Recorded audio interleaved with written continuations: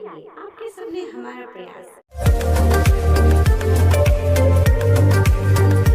Hello students, कैसे हैं आप सब। आज बात करने वाले हैं एक यूनिवर्सल समस्या जो हम सब में पाई जाती है। आप स्टूडेंट है तो स्टूडेंट है तो उसके अकॉर्डिंग आपके अंदर है। कोई जॉब कर रहा है, कोई अलग अलग प्रोफेशन में, वो है याद करने की समस्या। हम लोग अभी बात करेंगे पढ़ाई से रिलेटेड याद करने की समस्या, ना कि किसी और। अब ये एक यूनिवर्सल प्रॉब्लम स्टूडेंट्स के बीच में। जब हम स्टूडेंट हैं तो हमें इसका सामना करना ही पड़ता है। कुछ लोग निकल चुके हैं बाहर, कुछ लोग नहीं निकल पा रहे हैं, और एग्जामिनेशन हॉल में ना कॉपी मिलनी है ना किताब मिलनी है, वो तो यही काम आना है। तो सवाल है कि वो कौन कौन से तरीके हैं जिससे हम इससे बाहर आ जाए। अब बाहर आने, जो बाहर नहीं आ पाए हैं उनके लिए क्या वो नहीं आना चाहते हैं, क्या वो कम मेहनत करना चाहते हैं? ऐसा नहीं है। कुछ लोगों को तरीके नहीं पता है और कुछ लोगों को पता है तो वो जो है ना उसको इंप्लीमेंट नहीं करते। जैसे अभी भी हम जो बात करेंगे उसमें से 10% कर ले तो बहुत ज्यादा है, उससे ज्यादा तो करने का मुझे नहीं लगता कि करेंगे लोग। तो 10% काफी है, लेकिन जिन लोगों ने किया है और जो लोग करेंगे और आगे भी, वो फायदे में जाएंगे। और ऐसा कुछ यूनिक नहीं है कि एकदम से हम ही लेके आ रहे हैं, समझ में आ रहा है। लेकिन इसको एक जगह पे अरेंज कर दिया गया है ताकि आपको कोई दिक्कत ना हो। पहली बात कि आप लोग जब भी पढ़े ना, तो जो इंपॉर्टेंट फैक्ट्स है या जो याद नहीं हो रहा है, सब नहीं, अगर सब करेंगे तो गड़बड़ हो जाएगा। तो पहला जो इंपॉर्टेंट फैक्ट है और जो याद नहीं हो रहा है, उसको इस तरह से A4 साइज में डाल दीजिए। A4 साइज का जो पेपर आता है उसमें उसको डालिए और उसको क्या करना है, दीवार पे चिपका दीजिए। ठीक है, वो आपके दीवार पे, वॉल पे चिपका रहेगा। कहां पे? जहां पे आप बैठते हैं, जिस रूम में आप रहते हैं, जहां से आपका आना जाना बहुत है, चिपका दो और उसको देखते रहिए। ठीक है, अब उसमें से कुछ फैक्ट्स लाइक ऑर्डिनेंस पावर 123 में एकदम सिंपल, आर्टिकल 148 कैग की बात की गई है। तो अब ये दोनों आर्टिकल जैसे बहुत सिंपल है, ये आपको याद हो गया। ये अगर याद हो गया, बाकी याद नहीं है, ये याद हो गया, उसको हम क्या करेंगे, मिटा देंगे। हम ब्लैक मार्कर चला देंगे, रेड कलर चला देंगे, जो भी करेंगे उस फैक्ट्स को हम मिटा देंगे। फिर अगला फैक्ट्स देखेंगे, क्योंकि दिमाग अगर बार बार उसी फैक्ट्स पे जाएगा जो उसको याद है ना, तो फिर वो नए फैक्ट्स को उठाएगा ही नहीं। तो हमने 2 को हटाया पहले, फिर 2 और याद आया, उसको भी गायब किए। अब हमें 3-4 ही दिख रहा है। फिर धीरे धीरे करके इसको हटाते जाएंगे और ये जिसमें जब 2-3 फैक्ट्स बच जाएगा, तब तक एक नया A4 साइज आ जाएगा। क्योंकि इसको तो बहुत बार देख चुके हैं ना, एक नया A4 साइज आ जाएगा और उस नए A4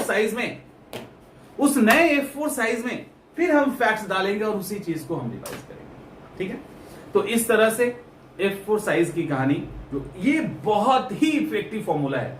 इसको history, geography, polity, economics, current affairs, कहीं भी। यहां एक और तरीका है, इसको भी देखिए। अब यहां पे दूसरा तरीका क्या है, मान लो आपने याद कर लिया या आप याद करना चाहते हैं। अब एक तरीका है कि आप यहां पे सिर्फ एज फॉर एग्जांपल, आपने सिर्फ आर्टिकल का नाम लिखा और कुछ नहीं लिखा है, आपने सिर्फ आर्टिकल का नाम लिखा है और ये आपके दीवार पे चिपका हुआ है। आप इधर से गुजरे, अच्छा 148, 123, 102, तो क्या होगा, वो एक्सरसाइज दिमाग कर रहा है। अच्छा, हमने पढ़ा तो था, याद नहीं आ रहा। अब आप क्या करेंगे, अगर नहीं आ रहा तो किताब में देखेंगे, और एक बार जो किताब में देखेंगे ना, तो दोबारा फिर देखने की जरूरत नहीं होगी, क्योंकि दिमाग अपने आप को और शरीर अपने आप को तकलीफ बहुत देना नहीं चाहता। उसको पता है कि अभी अगर हम याद नहीं हुए ना, तो ये आदमी दोबारा फिर किताब खोलेगा और बड़ा तकलीफ होगा उसमें। तो अभी के अभी इसको लगे हाथ याद कर लो।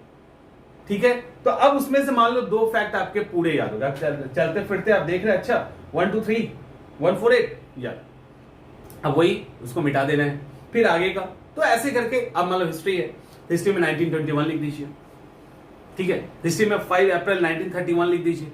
अब याद कीजिए 5 अप्रैल 1931 क्या हुआ था। अच्छा, लॉर्ड इरविन समझौता हुआ था, गांधी इरविन समझौता हुआ था। समझ में आ रहा है? तो इस तरह से भी आप इसको अप्रोच कर सकते हैं।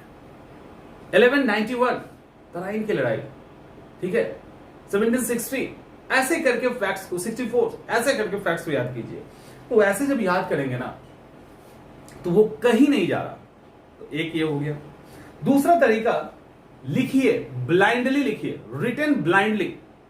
अगर आपने जो पढ़ा, जो याद किया, उसको ब्लाइंडली 10-20 मिनट तक लिखिए, लिखते रहिए। जो फैक्ट्स याद कर रहे हैं उसको लिखते रहिए। वो लिख के फेंक देना है, उसको जमा नहीं करना है, जमा करने के पर्पज से नहीं लिखना है, रफली लिखिए उसको। समझ में आ रहा है? नहीं आ रहा? देखिए, लिखना बहुत जरूरी है। लिखने से जो चीजें याद होती है ना, वो परमानेंट याद हो जाती है। तो आप ब्लाइंडली लिखें, ब्लाइंडली फैक्ट्स लिखें, ब्लाइंडली पॉइंट्स लिखें, और जो भी लिखना चाहते हैं उसको 10-20 मिनट ब्लाइंडली लिखिए। देखने की जरूरत नहीं है, जो याद है उसको लिखिए, जो याद है उसको लिखिए। अगर लगता है कि कुछ भी याद नहीं तो देख के लिखिए, लेकिन 10-20 मिनट ब्लाइंडली लिखो एकदम से।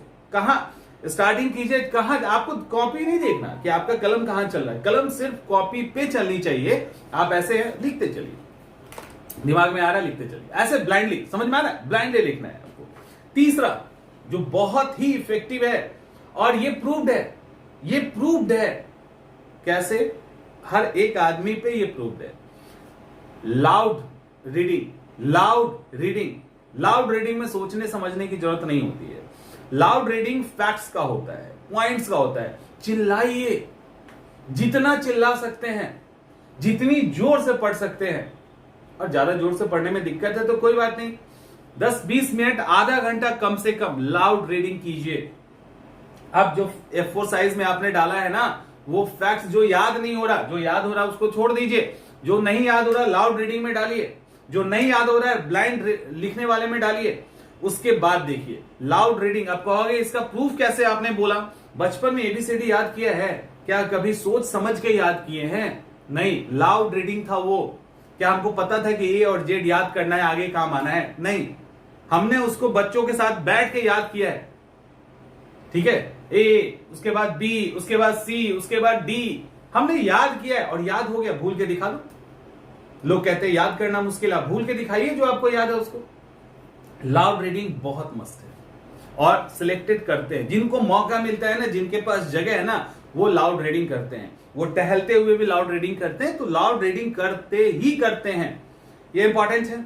उसके बाद इतना सब हो रहा है ना, अब एक चीज और है। अभी बहुत सारे लोग जॉब में हैं, कुछ महिलाएं काम करती हैं।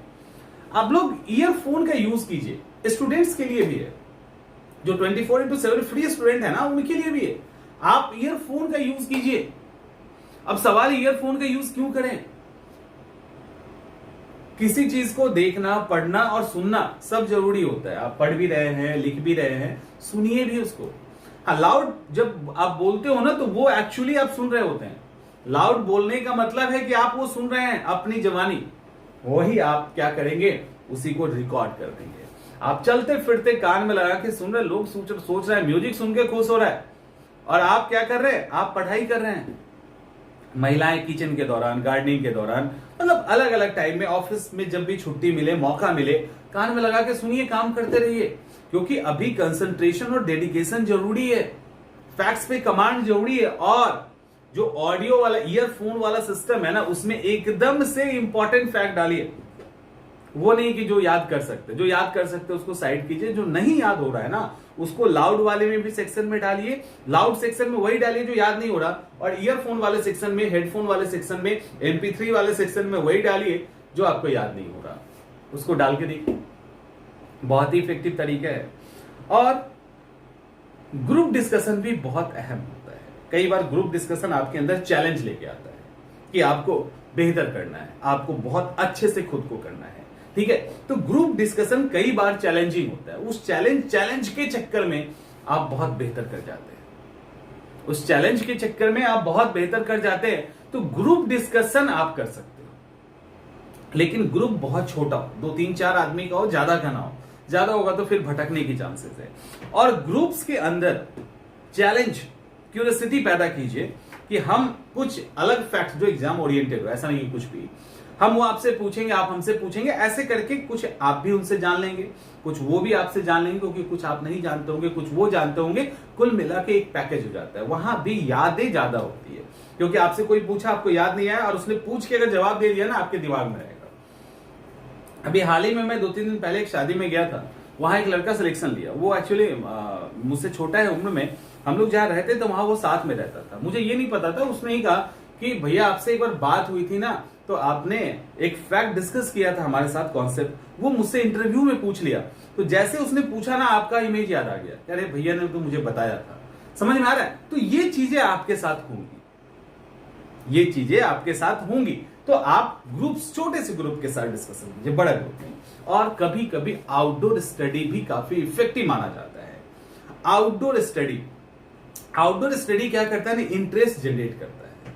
आप कभी पेड़ के नीचे पार्क में बैठ गए हैं, कभी मतलब रोड किनारे बैठ गए, वो कहोगे नॉइज बहुत आता, नहीं आता, अच्छा लगता है, हवा चल रही है, लोग घूम रहे हैं, और उस बीच में आप चुपचाप पढ़ रहे हैं, तो वो भी एक अजीब माने।